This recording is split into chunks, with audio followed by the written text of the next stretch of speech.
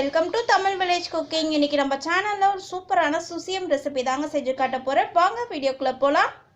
இன்னைக்கு வந்து சுசியம் செய்யறதுக்கு நான் இன்னைக்கு 100 கிராம் பாசி பருப்பு எடுத்திருக்கேங்க. அரை மணி நேரம் ஊற வச்சு எடுத்து கழுவி வச்சிருக்கேங்க. பாருங்க, அரை மணி நேரம் ஊற வச்சதுனால நல்லாவே பருப்பு உதிரியாயிருக்கு. இப்போ பாசி பருப்பு வேக போட்டுடலாங்க. அதுக்கு ஒரு பாத்திரத்துல 1 டம்ளர் அளவுக்கு தண்ணி ஆட் பண்ணிக்கிறேன். தண்ணி கொதி வரட்டுங்க. அதுக்கப்புறமா நம்ம பருப்பு ஆட் பண்ணிக்கலாம்.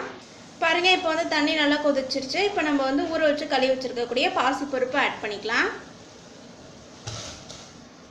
பாருங்க, இப்போ பாசி பருப்பு எல்லாமே நான் தண்ணியில் சேர்த்துட்டேன். இப்போ இதில் கொஞ்சமாக கோகோனட் ஆயில் ஆட் பண்ணிக்கிறேங்க. நிறைய ஆட் பண்ணிடக்கூடாது, ஒரு 1/4 டீஸ்பூன் அளவுக்கு ஆட் பண்ணால் போதும். இப்போ பருப்பு நல்லா வேகட்டும். பாசி பருப்பு நல்லா மையம் வேகணுங்க. பாருங்க, பாசி பருப்பு நல்லா இந்த அளவுக்கு மசிற அளவுக்கு வேக வச்சு எடுத்துக்கணும். இப்போ சுசியம் செய்யறதுக்கு நம்ம பூரணம் ரெடி பண்ணுங்க. அதுக்கு ஃபர்ஸ்ட் நம்ம என்ன பண்ணிக்கலாம்னா, கடாய் வச்சு கொஞ்சமாக தேங்காய் எண்ணெய் ஆட் பண்ணிக்கிறேன். இதில் தேங்காய் துருவல் ஆட் பண்ணிக்கிறேங்க. ஸ்டவ்வை லோ ஃப்ளேமில் வச்சுட்டு நல்லா இந்த மாதிரி வறுத்துக்கலாம்.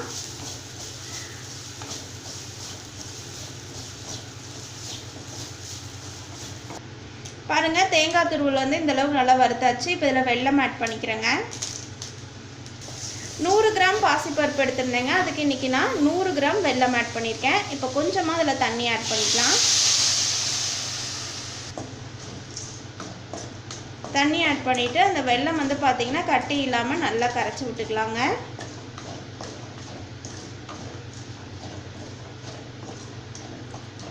இப்போ வெல்லம் கரைஞ்சிட்ருக்க டைமில் ஏலக்காய் நுணுக்கி சேர்த்துக்கிறேன்.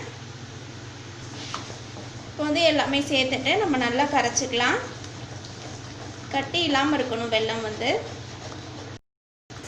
இப்போ வெல்லம் பார்த்திங்கன்னா நல்லா கட்டி இல்லாமல் கரைஞ்சிருச்சு. பாகா காய்ச்சிடக்கூடாதுங்க. அந்த கட்டி இல்லாமல் கரைஞ்சாலே போதும். இப்போ இதில் நம்ம வேக வச்சு வச்சுருக்கக்கூடிய பாசிப்பருப்பை ஆட் பண்ணிக்கலாம். இப்போ இது எல்லாமே சேர்த்துட்டு நம்ம நல்லா மிக்ஸ் பண்ணணுங்க. மிக்ஸ் பண்ணி நம்ம உருண்டையாக பிடிக்கிற அளவுக்கு நல்லா வதக்கிக்கணும்.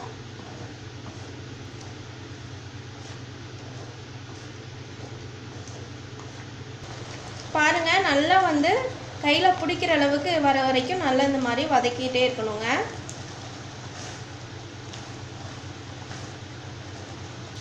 பாருங்க, பாசிப்பருப்பு சுசியம் செய்யறதுக்கு உள்ள இருக்கக்கூடிய அந்த பூரணம் இப்போ தயாராகிடுச்சுங்க. பாருங்க, நல்லா அந்த பாத்திரத்தில் அடி பிடிக்காமல் வரணும். அப்படின்னா தான் நம்ம செஞ்சுருக்க பதம் கரெக்ட் அப்படின்னு அர்த்தங்க. பாருங்க, இந்த அளவுக்கு திக்னஸாக வந்தால் போதும். இப்போ நம்ம ஸ்டவ் ஆஃப் பண்ணிவிட்டு இதை நல்லா ஆற வச்சிடலாம். பாருங்க, பாசிப்பருப்பு சுசியம் செய்கிறதுக்கு நம்ம நல்லா இந்த மாதிரி வதக்கி வச்சுருந்தோம் இல்லையா, நல்லா சூடு ஆறிடுச்சுங்க. இந்த மாதிரி கையில் உருண்டை பிடிக்கிற பதத்துக்கு இருக்கணும். இதே மாதிரி நம்ம உருண்டைகளாக பிடிச்சி வச்சுக்கலாங்க.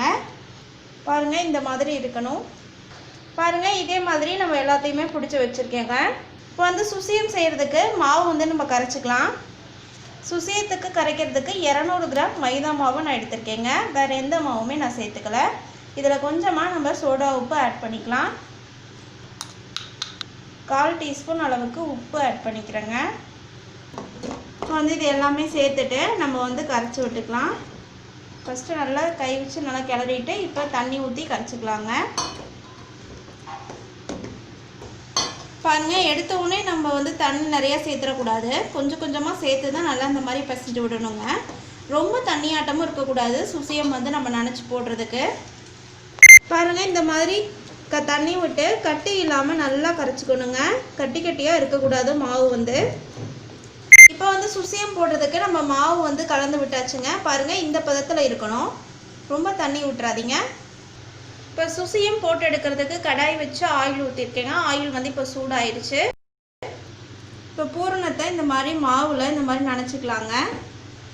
நனைச்சிட்டு இப்படியே எண்ணெயில் போட்டுக்கலாம். பாருங்கள், ஒவ்வொரு உருண்டைகளாக நான் நினச்சி இப்போ இந்த மாதிரி எண்ணெயில் போட்டுக்கிறேன்.